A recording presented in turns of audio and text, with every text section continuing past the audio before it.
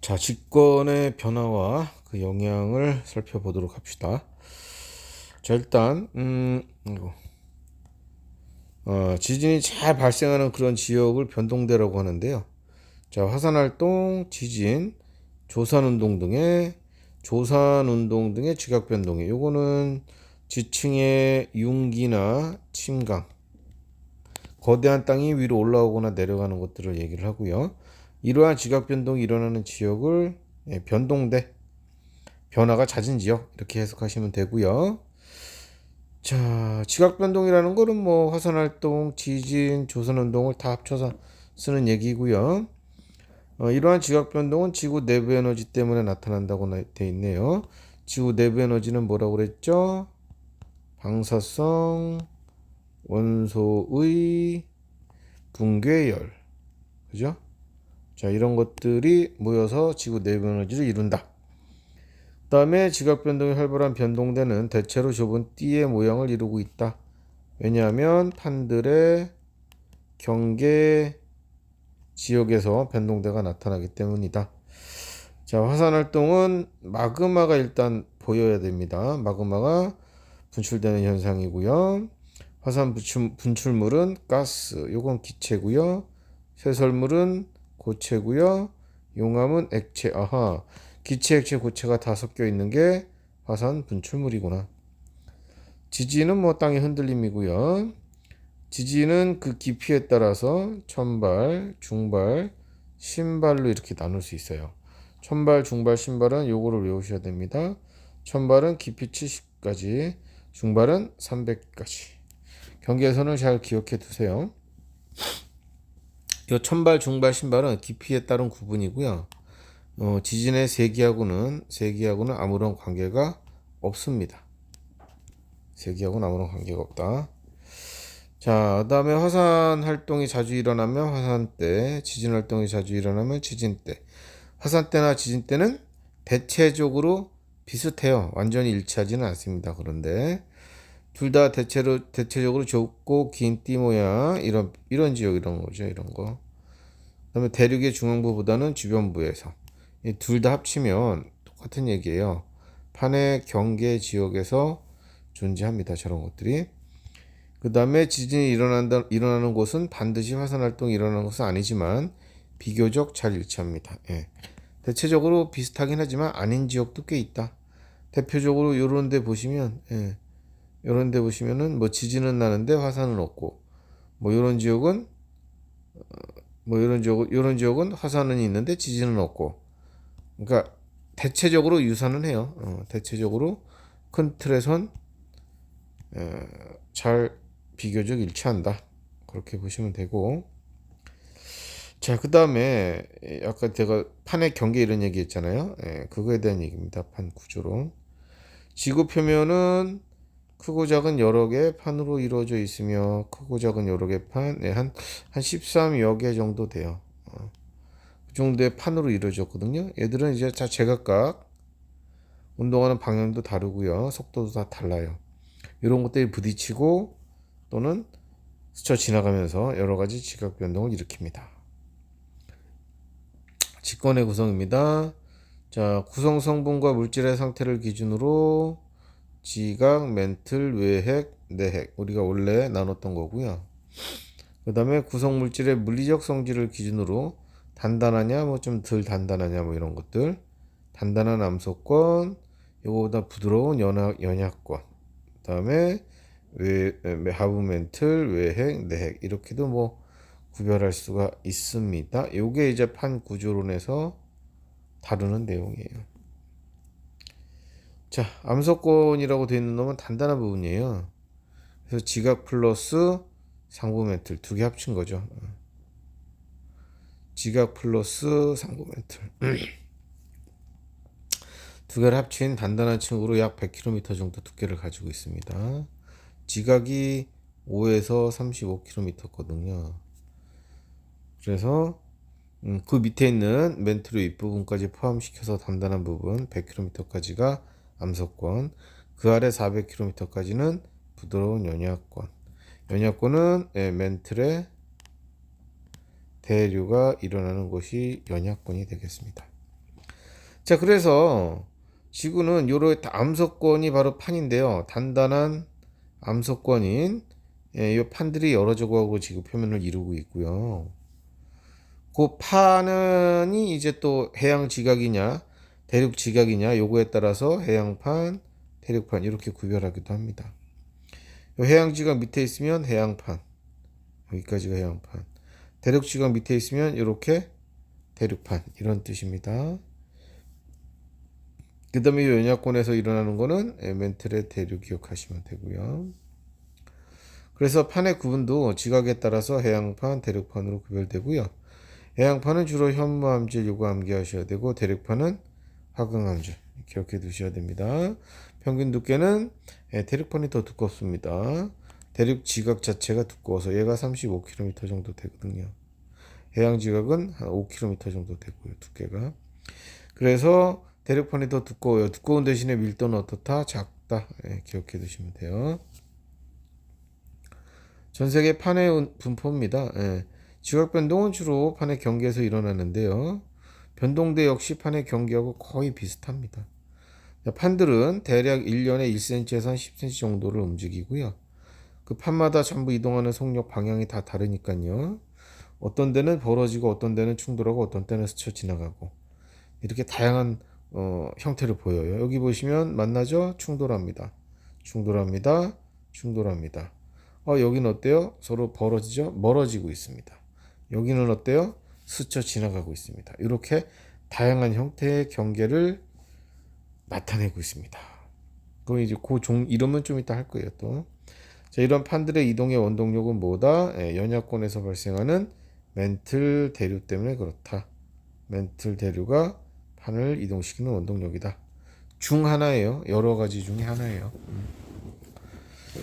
그런 정도 보시기 바랍니다.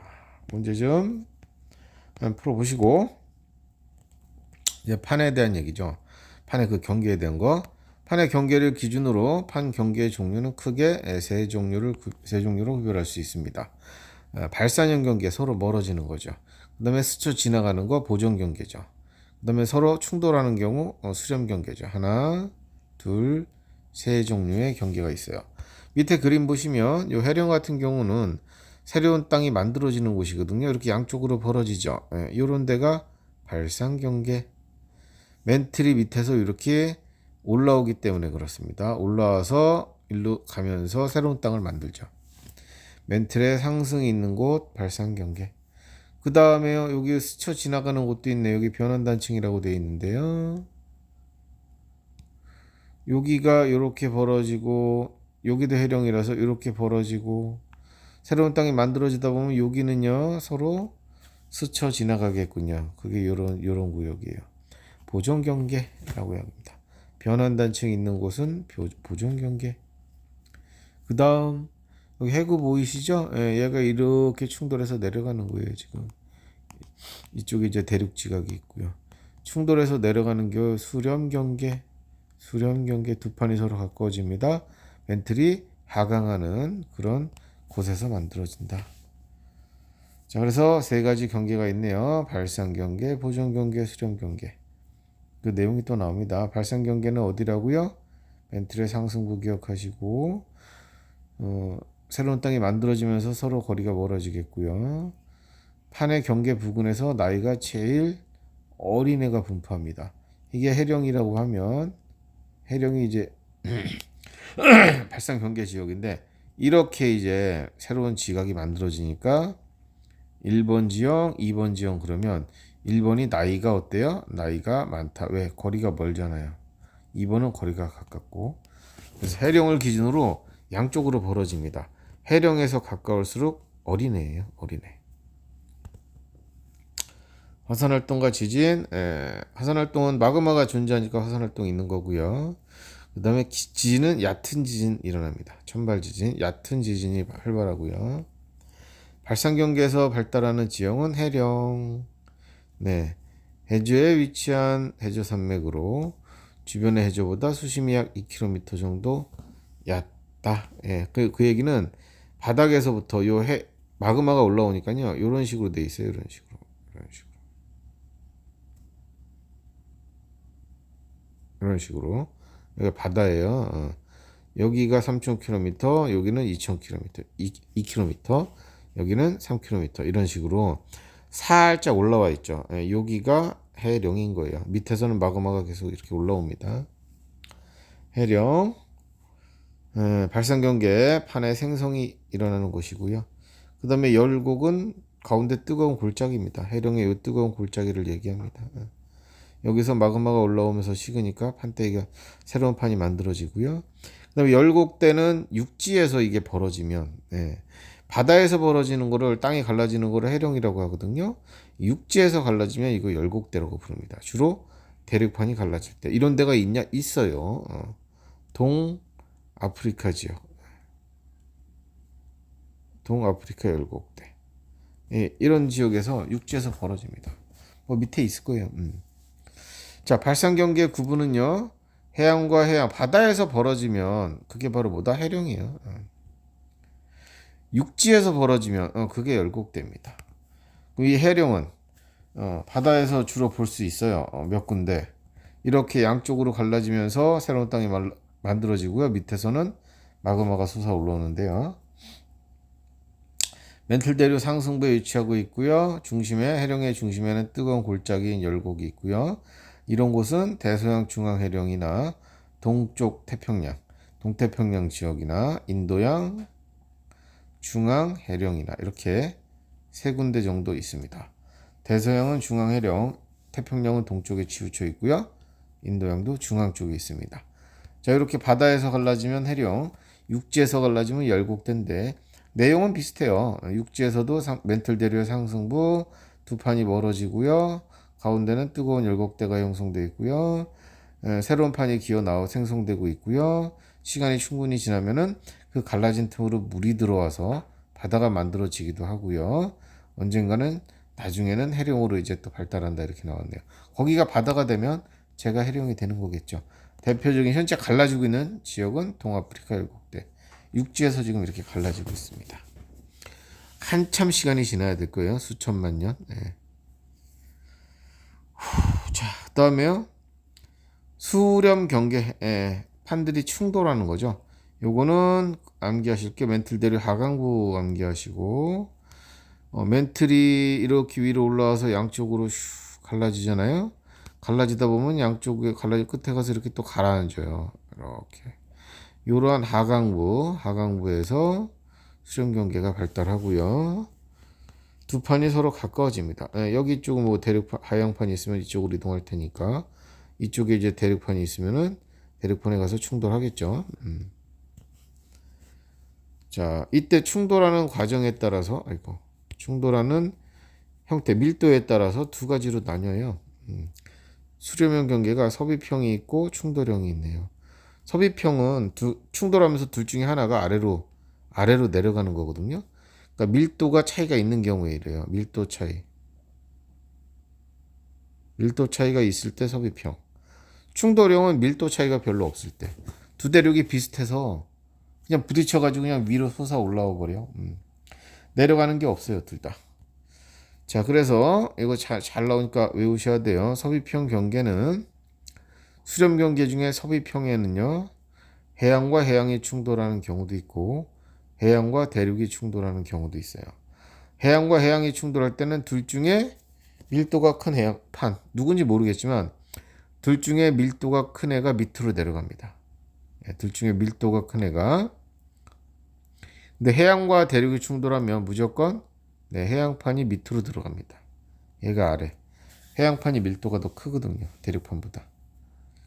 그래서 요 그림 보시면은 요렇게 지금 여기 있는 판 밑으로 요렇게 들어갔죠. 요게 해양판이에요. 이게 해양판, 이쪽이 대륙판. 이런 식으로 되는 거죠. 둘 다 해양판의 경우에는 밀도가 큰 게 밑으로 내려가는 거고요. 자, 이렇게 들어간다고 해서 섭입대 이렇게 이름 붙었습니다. 자, 이렇게 섭입형 경계 해양과 해양이 충돌하게 되면 해구 만들어지고 호상열도도 만들어지고 이 충돌을 하면서 밑으로 이렇게 기어 내려가잖아요. 그럼 여기 마그마를 만들어요. 마그마가 만들어지거든요. 마찰에서 뜨거운 빨간색으로 해볼까요? 마그마가 막 만들어져요. 이 마그마가 위로 올라온다고, 이렇게 올라온다고, 분출된다고, 이렇게, 이렇게.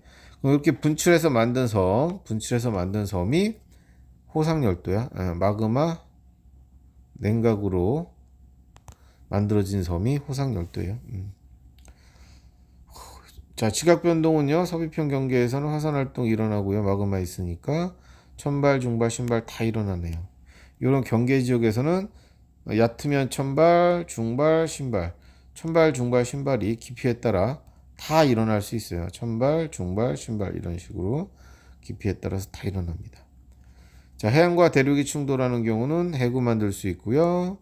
그 다음에 대륙 쪽으로 땅이 밀려 올라가서 스콕산맥이 만들어질 수도 있어요. 그 다음에 마그마가 발생하니까 호상열도도 만들 수 있고 등등등등. 자, 이것도 똑같네요. 화산활동 있고 천발, 중발, 신발 다 일어납니다. 자, 근데 비슷한 밀도끼리는 충돌한다고 그랬죠. 대륙과 대륙의 경우에 이렇게 충돌하게 되면 밀도가 비슷하니까 그냥 솟아 올라가 버립니다. 대스콕산맥, 아주 큰 스콕산맥을 만들죠. 여기는 마그마가 없어요. 활동이. 그래서 천발, 중발 지진만 있고요. 화산 활동이 없습니다. 아주 중요한 거예요. 요게 히말라야 산맥이 이러거든요. 히말라야. 알프스 히말라야 산맥이 요 충돌형 경계 산맥인데 여기는 화산 활동은 없어요. 자, 수렴 경계에서 발달하는 지형들은 해구, 깊은 골짜기, 수심 보통 6km 이상, 깊은 데는 10km, 즉 10,000m 정도 되는 데가 있고요. 호상열도는 마그마가 올라오면서 식어서 만들어진 섬이라고 했죠. 자, 그 다음에 스콕산맥 충돌하면서 대륙판 쪽이 위로 올라와서 만들어지는 거대한 산맥입니다. 자, 가까워지는 두 판의 종류에 따른 구분이라고 되어 있네요.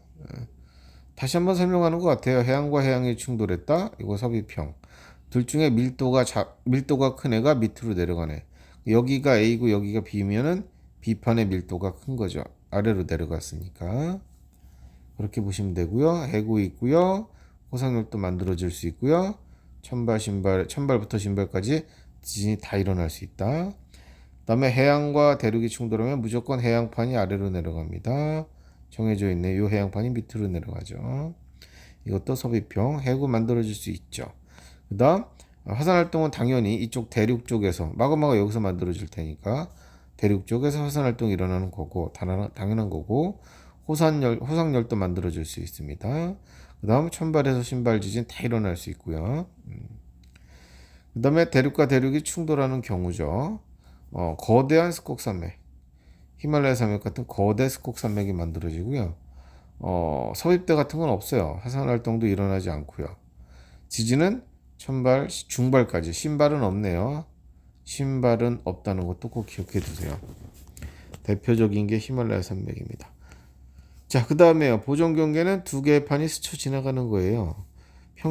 평행하게 어긋나요. 그래서 판의 생성이나 소멸이 없습니다. 이 요런 수렴 경계에서는 판들이 소멸이 일어나거든요.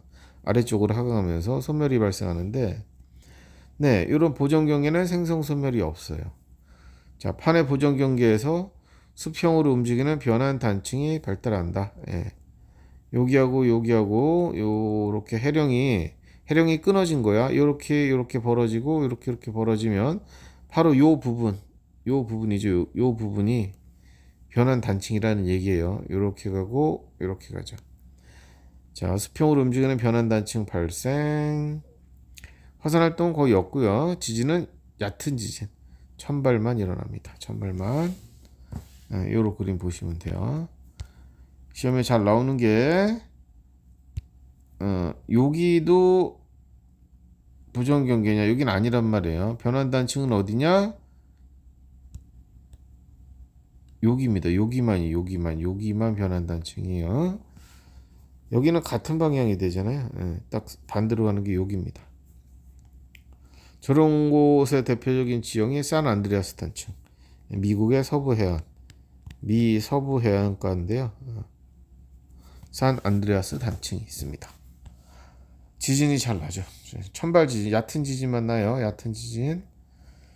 그 다음에 이러한 직권의 변화가 지구에 미치는 영향. 화산 활동이 지구에 미치는 영향. 여러 가지 방출하잖아요. 가스 방출, 화산 쇠설물, 돌덩어리 방출, 그 다음에 용암 방출.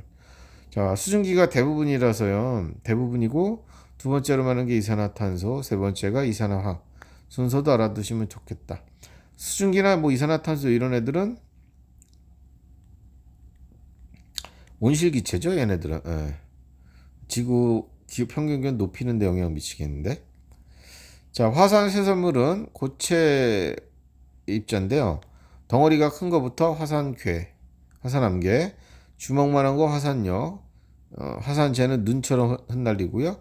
먼지 같은 거 화산진. 크기로 이렇게 이름 붙였습니다. 알아두시고, 그 다음에 용암은 액체 성분인 용암은 거의 700에서 1200도 정도 된대요. 자, 화산 활동에 의한 필에 가스가 많이 분출이 되면 온실 효과에 영향을 미치고요. 그 다음에 산성비가 내린다. 이거는 이산화황, SO2 얘기하는 거예요. 온실 효과에 영향을 주는 건 수증기하고 CO2 얘기하는 거고요. 자, 화산, 근데 또 웃긴 게 CO2가 많이 나오면은 온실 효과 영향을 줘서 기온이 올라가잖아요. 근데 화산재가 많이 분출되면 얘는 또 기온을 어떻게 해요? 낮추는 역할을 해요. 그래서 저 CO2에 의해서 올라가는 것보다 단기적으로는 화산재에 의해서 떨어지는 게 더 클 거예요. 영향이 크니까. 바로 햇빛을 가려버리니까 수년에 걸쳐서 뭐 기온이 떨어지죠. 야, 용암은 뭐 말할 것도 없고 산불 내고. 자, 사회 경제적으로 항공기 운항 방해, 뭐 도로 농경지 파괴 등등이고요. 근데 이 화산 활동의 경우도 이용을 할 수 있대. 인간들이 화산 활동으로 분출된 광물질은 땅을 비옥하게 해서 한참 시간이 지난 뒤에는 농사가 잘 짓게 한다. 당시에는 피해를 줬지만, 근데 열을 이용해서 뭐 지열 발전이나 온수 이용할 수 있고요. 자, 줄이기 위한 방안으로는 전조 현상을 잘 감시하자. 땅의 흔들림, 온도 상승, 가스 분출 이런 거를 면밀하게 감시하자 이거죠. 감시하고 어떻게 해요? 예비 뭐야 무슨 시스템이죠? 그죠? 지진도 그런 시스템이 있는지 모르겠네. 예, 화산도 화산 폭발 우리나라 아직 없을 것 같은데. 그냥 전체적으로 그냥 지진이 일어나면은 뭐 안내 방송 나오잖아요, 문자로. 그냥 그런 거 이용하는 것처럼 혹여나 화산재 등이 우리나라 없어요. 화산재 등이 저 위쪽에서 뭐 날라온다 그러면 또 얘기해 주겠죠. 뭐 이런 것들 대피소들도 만들고 뭐 화산 분출구 주변에 댐과 수로를 건설해서 용암이 그쪽으로 이동하도록 조절을 한대요. 이제 뭐 저쪽 뭐 백두산 쪽에는 해야 되겠죠. 우리 쪽에는 뭐 터질 게 없고 그렇죠. 한라산도 휴화산인데 걘 터질 것 같진 않아요. 그죠? 그다음에 지진은 짧은 시간 동안에 넓은 지역에 흔들림이 발생하는데 흔들림 발생하는 원인은 단층은 땅의 끊어짐, 지층의 끊어짐이라고 적어두시면 돼요. 화산 폭발, 붕괴 이런 것들이 일어나면서 흔들리게 됩니다. 해저에서 지진이 일어나면 쓰나미 일어날 수 있고요. 사회 경제적으로는 여러 가지 뭐 파괴되는 것들이 많겠죠. 도로 붕괴, 가스 노출, 그렇죠? 질병 발생 등등등등. 자, 그럼 지진을 어떻게 우리가 이용할 수도 있겠나 봤더니 가능하답니다. 지진이 일어날 때 일어나는 그 지진파를 분석해서 지구 내부 구조도 우리가 연구했잖아요. 지구 땅 파본 거 아니잖아요. P파, S파 이런 것들을 연구해서 지구 내부 구조를 파악하는 거예요. P파 같은 경우는 액체 성분을 통과합니다. 근데 S파는 액체를 통과하지 못합니다.